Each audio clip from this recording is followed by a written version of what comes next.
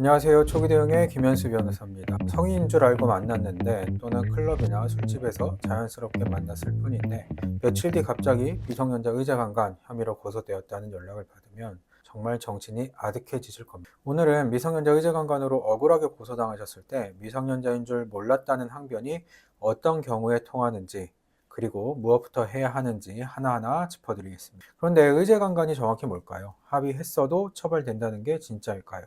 이 부분부터 정확히 알고 가야 합니다. 결론부터 말씀드리면 합의 여부와 상관없이 처벌됩니다.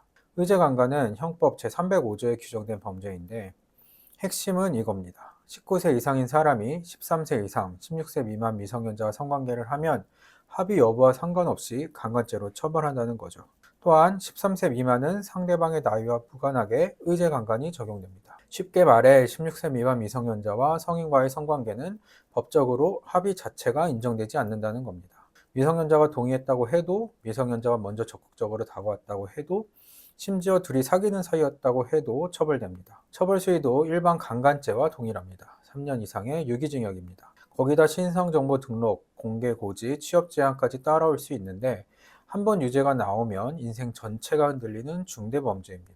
그럼 진짜 본인이 미성년자인 줄 몰랐다면 항변이 통하긴 할까요?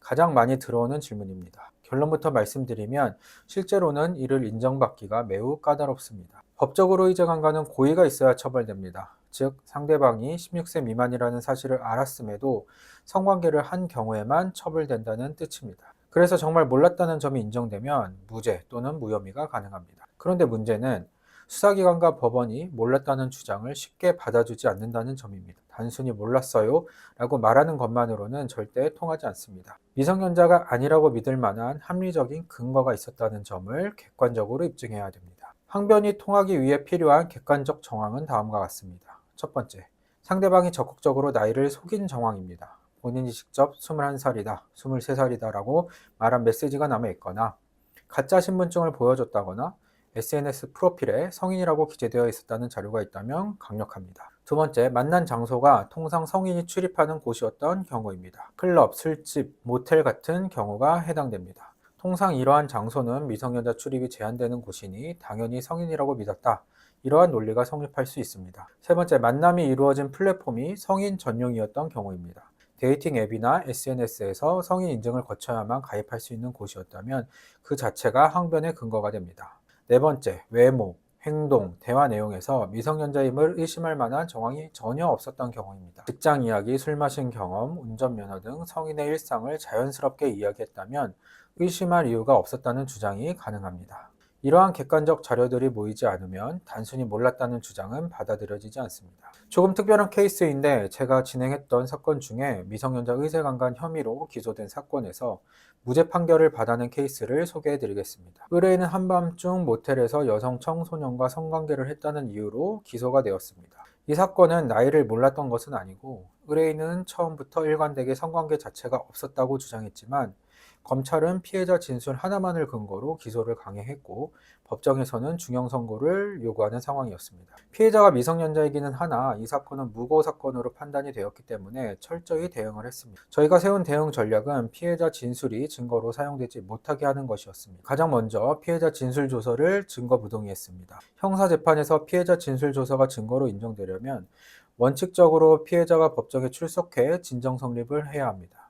그런데 이 사건에서 피해자는 수차례 증인신문에 불출석했습니다. 그래서 진술조서에 진정 성립이 되지 않은 상태였습니다. 검찰은 이에 대해 개정 전 성폭력처벌법 제30조 제6항을 근거로 진술조력인이나 신뢰관계인의 진술로도 진정 성립을 인정할 수 있다고 주장했습니다. 하지만 저희는 이 주장을 정면으로 반박했습니다. 헌법재판소가 해당 조항에 대해 위헌 결정을 내렸기 때문입니다.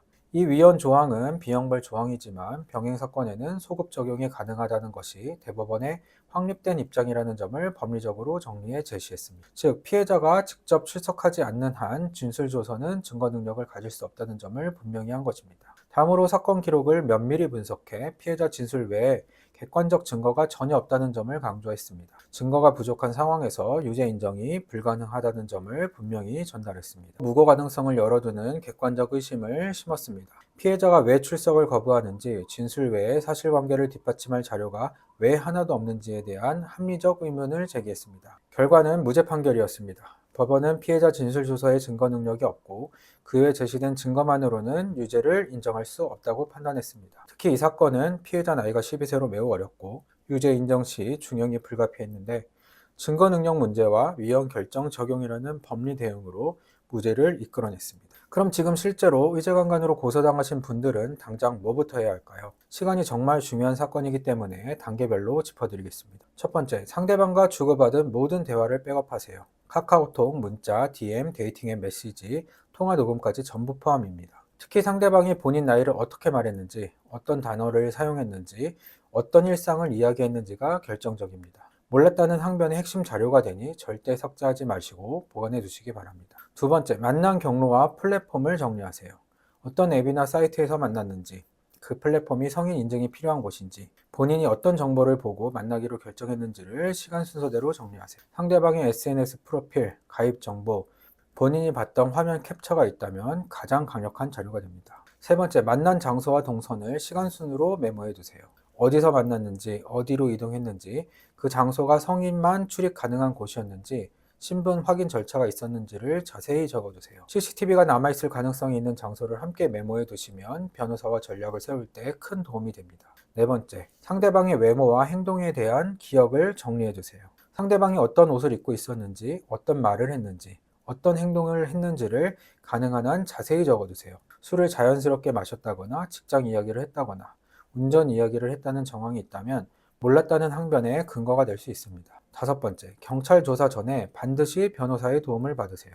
미성년자 대상 성범죄는 실형 가능성이 매우 높은 사건입니다. 진술 한마디가 사건 전체를 결정할 수 있기 때문에 조사 전에 변호사와 충분히 조사 시뮬레이션을 거치고 조사에 가셔야 합니다. 미성년자 의제 강간 사건은 합의 여부와 무관하게 처벌되는 정말 무거운 범죄입니다. 몰랐다는 항변은 객관적 자료와 체계적인 법리 구성이 없으면 통하지 않습니다. 오늘 영상이 도움이 되셨다면 좋아요와 구독 부탁드리고 더 자세한 상담이 필요하신 분들은 영상 하단의 안내를 참고해 주시기 바랍니다. 감사합니다.